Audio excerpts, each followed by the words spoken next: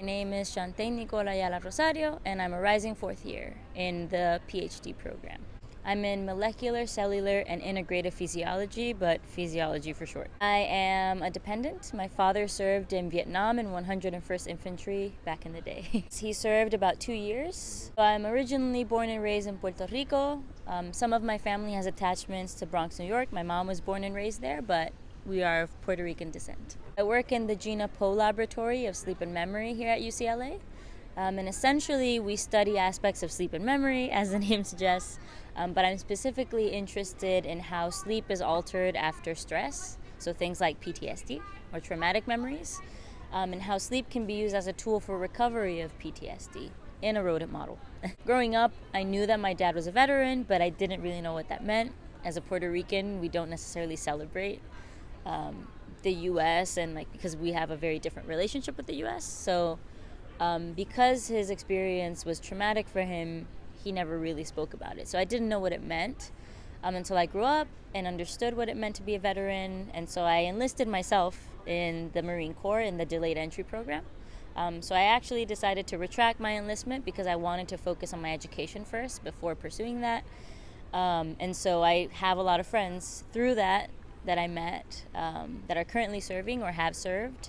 I have other friends and family, even like my sister's husband, who's my brother-in-law, also served in the military. So there's a lot of people in my life that served. So that gave me a sense of commitment to the community. And then I started to see that as a neuroscientist, I could use research to help aid in recovery of patients potentially. So that's where both of my passions now came together at UCLA, where I now study sleep and how sleep could be used as a very straightforward tool for recovery or trying to mitigate PTSD altogether. I actually realized about 2 and 3 years almost into the program that although I love research, I don't love academia as a career path. Not that I think that's negative or whatnot, but just it's not where my passion lies. My passion actually lies in helping people one-on-one, and I realize that I have kind of a good idea of how to communicate with others and have had really good insight, and I love that aspect of therapy. So I actually want to become a clinical psychologist in the military. So that's the goal after this degree. So one of my mentees is a veteran, and then I found out he actually helped a lot with the Veteran Resource Center, or in Morgan. And he actually told me, you should come by. There's a lot of programs that I think your insight may be beneficial for. And so I just started coming in to just get to know the VRC and get to know the community. And then had the opportunity to join as one of the leads for the Veterans in Research program.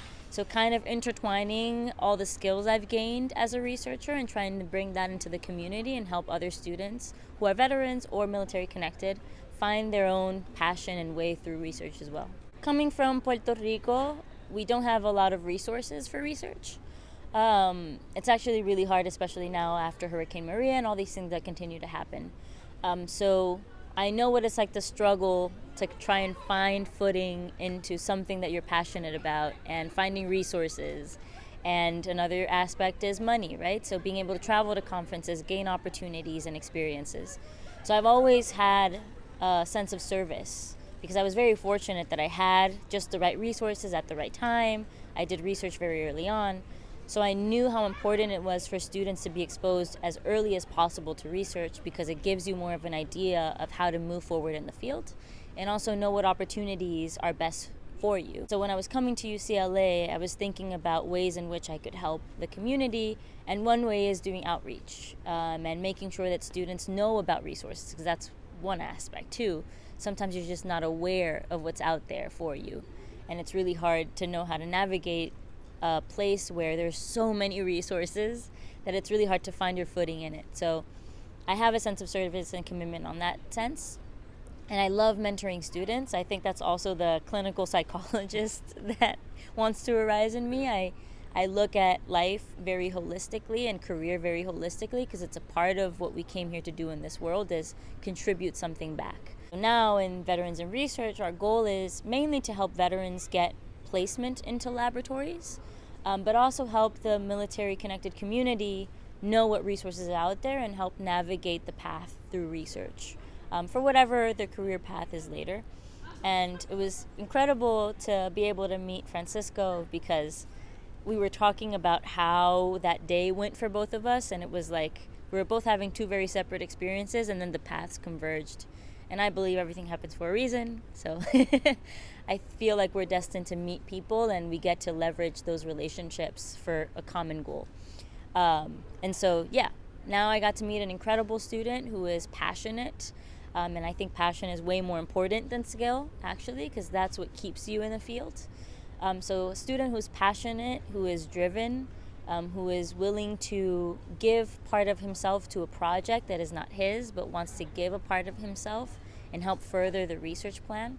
Straightforward answer is direct family, because they fostered a lot of values in me of you can do anything you set your mind to, and there's going to be many obstacles that are against you, regardless of what that is, whether it's social, political, whether it's monetary, whatever it may be, there's going to be something that feels against you.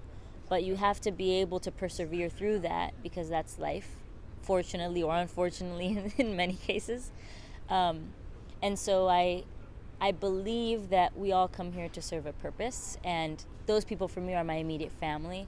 But then to me, everyone that I meet contributes something to my path, no matter how small or how big the interaction is. So I think we all influence each other. And even the small conversation with Francisco, it ended up being through a conversation with Kieran. And then it just segued into, oh yeah, you would be a perfect fit for the lab, like apply to this. And then meeting students that just drop by our office hours. And it's like, oh, I get to help back. So I feel like everyone has contributed something to my path, whether good or bad. Even the bad experiences I've had have kind of pushed me through to this field. So it's not everyone's cup of tea, but again, just everything happens for a reason. I feel like we all have a purpose toward each other. I love it. Not only because I get to be more in touch with the community that I want to serve, but just every time I've been in the office hours, at least a student will come over. They're like, oh yeah, I don't know much about research. Like, what is this? How do I get a research opportunity? I'm trying to gain my footing at UCLA and whatnot. And I love that we get to see a direct kind of gratification from the service that we're giving. Not that it's always required, but it gives you an extra motivator. So for me, having these interactions really helps push me forward and have more passion toward it and a drive. Because sometimes just research can be very difficult, life can be very difficult. Just difficulties in general can really serve as a kind of take away all the good parts. But being able to have at least a small conversation where a student feels grateful in that moment, like, oh, I didn't know that, I would love to do this thing, or I'd love to apply to this thing, or oh, I could do that. Like that light bulb hits and you're like, wow, this is why I do it.